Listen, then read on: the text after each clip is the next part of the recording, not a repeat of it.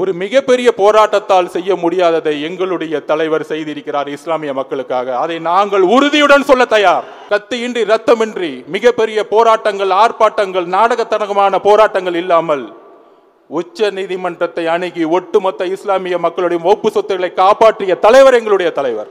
இப்படி ஒவ்வொரு பிரச்சனையும் உண்மையாக தமிழக வெற்றி கழகம் கையில் எடுத்து போராடி எங்களுக்கான போராட்ட காலத்தை நீங்கள் சொல்லி எப்படி போராட்ட காலத்தை உருவாக்கணும்னு தெரியாது.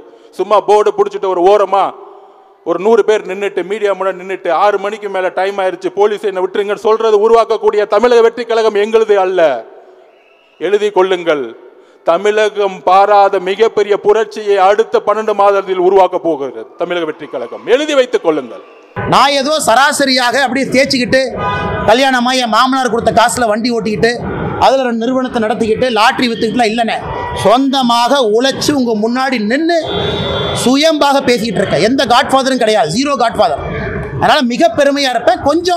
கொஞ்சம் வாய்ப்பேச்சு அதிகம், எனக்கு கொஞ்சம் குறும்பு அதிகம், கொஞ்சம் தன்மானமும் வைராகியமும் கொஞ்சம் அதிகம். அப்பப்போ பிரச்சனை மாட்டிக்கிறேன். அதுக்காக பிரச்சனை வந்தாலும் தன்மானத்தையும் வைராகியத்தையும் எப்போ விடமாட்டேன். எந்த பிரச்சனையை வந்து தனி மனிதனாக விவசாயம் செஞ்சாலும் திரும்ப வந்துகிட்டே தான் இருக்கு. திராவிட முன்னேற்ற கழகத்துக்கு எதிராக தமிழகத்திலே அதிக போராட்டங்களை நடத்தியவங்க யாரு? பாரதிய ஜனதா கட்சி. திமுகவுக்கு எதிராக அதிக டிஃபமேஷன் கேஸ் 1440 கோடி ரூபாய் யார் மேல இருக்கு?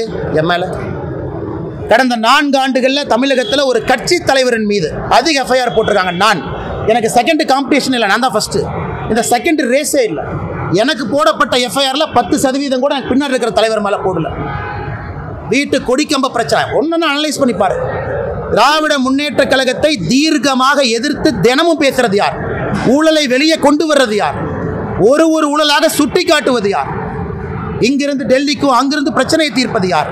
ஆனால் என்ன போச்சுன்னா இன்னைக்கு வாய் வியாபாரிகளுக்கு என்னென்னா, மாமனார் பணம் இருக்குது, கொளுத்து போய் கிடக்குறாங்க. மைக் இருக்குது, மைக் ஓசியில் வந்துடுது. மாமனார் பணம் பின்னாடி இருக்குது, என்ன வேணாலும் பேசலாம். அது தமிழ்நாட்டு அரசியலுடைய சாபக்கேடு.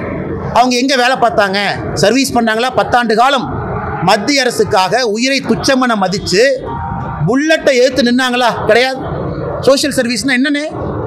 மக்களுக்கு அடிப்படையில். என் காலேஜ் முடித்தோடனே ஒரு ப்ரைவேட் கம்பெனிக்கு வேலைக்கு போனால் இதுவரை தனியார் நிறுவனத்தில் 1 ரூபாய் நான் சம்பாதிச்சது கிடையாது. 1 ரூபாய். ஏன்? பிரைவேட் கன்சர்னில் எப்பவுமே போனதில்லை. டே 1லேருந்து அரசு வேலையில் இருக்க. டே 1லேருந்து எப்போ வந்து இங்கே பிஎஃப்ஜியில் படிச்சுட்டு ஐஏஎம் லக்னோவில் முடிச்சனோ அப்போ இருந்து என்னுடைய சம்பளம் என்பது மக்களுடைய வரிப்பணம் தான். என் சம்பளம் 10 ஆண்டு காலம். அதன் பிறகு விட்டுட்டு அரசியல். இதுவரை தனியார் நிறுவனத்திலிருந்து 1 ரூபா நான் சம்பளமாக வேலை செஞ்சு வாங்கலை. அப்போ யார் சர்வீஸ் பண்ணுறாங்க? என்னுடைய சொந்த கம்பெனி நடத்துகிறேன். அந்த கம்பெனியினுடைய சேலரி நான் வாங்குறது இல்லையே. சேலரி வாங்கினா கான்ஃப்ளிக்ட் ஆஃப் இன்ட்ரெஸ்ட் வரும். நான் இன்னைக்கு பஞ்சாயத்து தலைவர் கூட கிடையாது. இதெல்லாம் நான் பேச மாட்டேன். தனிப்பட்ட பிரச்சனையாக இருந்தாலும் நீங்கள் கேட்குற கேள்விக்காக நான் பேசுகிறேன். சொந்த நிறுவனம் என்னுடைய பேரில் இருக்கு. 40% நான் ஷேர் ஹோல்டர். அந்த நிறுவனத்தினுடைய மாத சம்பளத்தை நான் வாங்குறது இல்லையே. அதை ஒரு 4 பேர் பேசுவான். இல்லை இந்த கம்பெனி போய் இங்கே கான்ட்ராக்ட் போட்டாங்க, இந்த போட்டாங்க, அங்கே போட்டாங்க. அதுவும் பண்ணுறது இல்லையே. ஒரு நேர்மையாக ஒரு அரசியல்வாதியாக வாழ வேண்டும் என்று கொண்டிருக்கின்றேன். அப்புறம் எப்படி என்னை பற்றி அப்படி கருத்து சொல்லானே? ஆனால் நான் யார் பேரையும் சொல்ல. கருத்து எப்படி சொல்லுவீங்க? திமுக கான்ட்ராக்ட் எடுத்தனா திமுக ஹைவேஸ் டிபார்ட்மெண்ட்டில் என் கம்பெனி வந்து ரோடு போட்டிருக்காங்களா? என் சொந்தக்காரங்க யாராச்சும் இதில் இருக்காங்களா? என்னுடைய சொந்த நிறுவனத்தினுடைய சேலரி என்ன எடுக்காமல் இருக்கு. இதுவரை ஒரு நாள் கூட பிரைவேட் கம்பெனியில் வேலை பார்க்கல. 10 ஆண்டு காலம் மக்கள் வரிப்பணத்தை சம்பளமாக வாங்கியிருக்கேன். என்னுடைய ஹிஸ்ட்ரி உங்கள் முன்னாடி நின்றுருக்கு. இன்னும் 2 வாரம் கழித்து நான் எங்கே இருப்பேன், தனிநபராக என்ன செஞ்சுட்டு இருக்குங்கிறது முக்கியம் கிடையாது. இன்னைக்கு வரைக்கும் நான் வாழ்ந்த வாழ்க்கையை பாடமாக உங்கள் முன்னாடி வைக்கிறேன். ஏன்? அரசியல் சுத்தம் செய்ய வேண்டும் என்பதற்காக ஒரு வேலையை விட்டுட்டு வந்திருக்கேன். பேட்சில் என்னுடைய ரேங்கை பாருங்கள். ஐபிஎஸ் பேட்சில் நான் கடைசியெல்லாம் வரல. என் ரேங்கை போய் பாருங்கள். 2011 ஐபிஎஸ் பாஸ் அவுட்டில் ரேங்க் என்ன? Rank number 2. அத்தனை பேருக்கு ரேங்க் நம்பர் 2ல் நீங்கள் 150 பேர் இருக்கக்கூடிய ஐபிஎஸ் ஆஃபீஸர் இருந்தால் இந்தியாவில் எங்கே போவீங்க? அது உங்களுக்கு தெரியும்.